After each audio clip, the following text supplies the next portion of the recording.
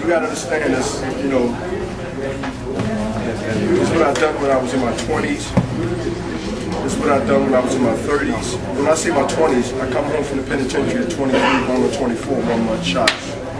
But if you go from 24 to 43 years old, I lived a clean, positive life. From 17 to 24, I was incarcerated. 17 on back to about 13 years old. I drank, I smoked, not cigarettes, marijuana.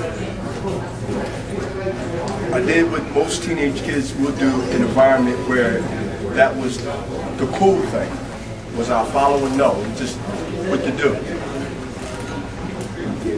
But from 17 until I got released, I learned a lot about health awareness. I learned a lot about, again, jail don't feed you the food that Whole Foods feeds you or Trader Joe's.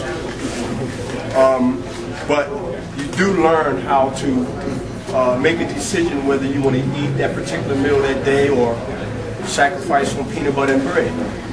You know, which is high protein. It's not a bad thing. Probably is better than what's on the menu that night. So you learn how to survive, mentally, physically, spiritually, emotionally. Learn how to train, learn how to run a yard, learn how to be disciplined. 5% what goes on in the streets, they have that in jail too. They got drugs, they got dope, they got pills. It's not a big quality of it, but you still can get involved if you want to. The temptations are still there. Oh, temptations is definitely there. So, along with being in there and making a decision, being strong-minded and disciplined, I was one of the few millions around the world that can transform that learning experience, which I wish nobody in this crowd ever had to go through, unless they deserve it, and take it to this world called life. Some will go and they'll experience it, but then when they get out in the real society, they lose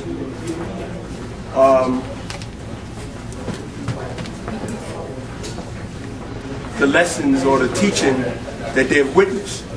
The best witness is the guy that experienced it. And so what I have done, I have took what I have learned and transformed that into my lifestyle in society. And then during that, I gave the state parole board 9 years of parole without a parking ticket, without having a big paying job. I scrubbed dishes, I worked on the roofing union, and I did landscaping. That was one of my details in prison. Hitting mulch, planting flowers, cutting the grass.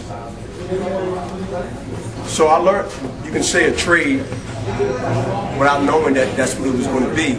So I could have done that in my whole life because I did learn that in there. And I sort of liked it. But I transformed a lot of 99% of the things that I've learned, and I had great parents. So I don't want y'all to misunderstand. I was just hard-headed. I was just wanting to do what I want to do. That's a typical story in the hood. To transform that into society for the long run, not for a sprint, for a month or 2 or 6 months, and then you fall back into what goes on around you. It was hard. It was very difficult. And I made sure that I always reflect back on things that, you know, a place that people can't understand. And they ask me, why can I let it go? Not that I think about it every day. I got a nice family, my wife, 17, 16 years, daughter 8. But if I don't keep that as a lesson for me, even when I train, even when I get up 6 in the morning, remember I said it was 5 when I was younger, but it's 6 now. When I go through adversity, y'all, let me tell y'all, and I've said this many times before, when I go through any adversity of good and bad, death of a mom, death of a friend, death of somebody you respect, to just a bad day, Guess where I go at, man? I think y'all know. I go back to when I survived, when I didn't have the knowledge that I have now. 17 and reckless. I didn't go to prison and start being a good old boy two shoes and grab a Bible or Quran. It took me a year to adjust. It's a rough year. But I learned how to not read people's minds, but smell fear. And learn how to deal in a situation where you got 8,000 men under one roof. You had a choice to be the lamb or be the wolf. Obviously, I wanted the lamb. And when you take that mentality out into society in a positive way, there's wolves out here, y'all. At least the ones in there, they confined. You see them every day. Here, the wolves attack you, every periodically, every now and then. But to take that mentality, to understand that if you can take that lesson into society, into your boxing, into your sport, into what you want to do in life, yo, you already came from hell. What can be worse? Young, in a situation like that, and survive. I'm a survivor, man. Is it So, I'm gonna let you, there's one more point that I was going to close it with this one. So when I face any opponent, I face any adversity, it could be a court battle, it could be anything, any adversity, y'all, mainly boxing and fighting, I have overcame the biggest test that I believe that I went through. And there ain't nowhere near boxing. To me, this is not easy, but I'd rather face 10 young George Foremans without a headgear to be back in that situation. That's how profound my mind has been conditioned to overcome adversity of any kind. That's my ace in all that fortunately Joe doesn't have, and the 21 middleweight title defensive guys didn't have.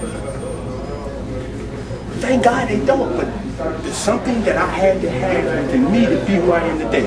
Wasn't it all scripted and written somewhere? I just had to follow the path. Take that out of my life, you would have never known Bernard Hopkins. A, I wouldn't be breathing. That's what I was going to ask you. So See? I read his mind. I told you. See? I told you. Credibility, boy. So it's fair to say without that discipline, you wouldn't be... Yeah. Absolutely. No question about it. I echo that. As long as my career has been boxing since '88. Well, in the middle of my career when I start really analyzing, absolutely. I say to people, don't go out and break a window or rob somebody to learn how to be a better person. No. I'm saying that this is something that was written for me to overcome, go through, then overcome, to be here. I don't think anything happens spontaneous. I don't think anything happened accidentally. I think everything has a reason. Every action is a reaction. I think that everything has a reason, whether we like it, whether it's evil, whether it's good. Everything has its place.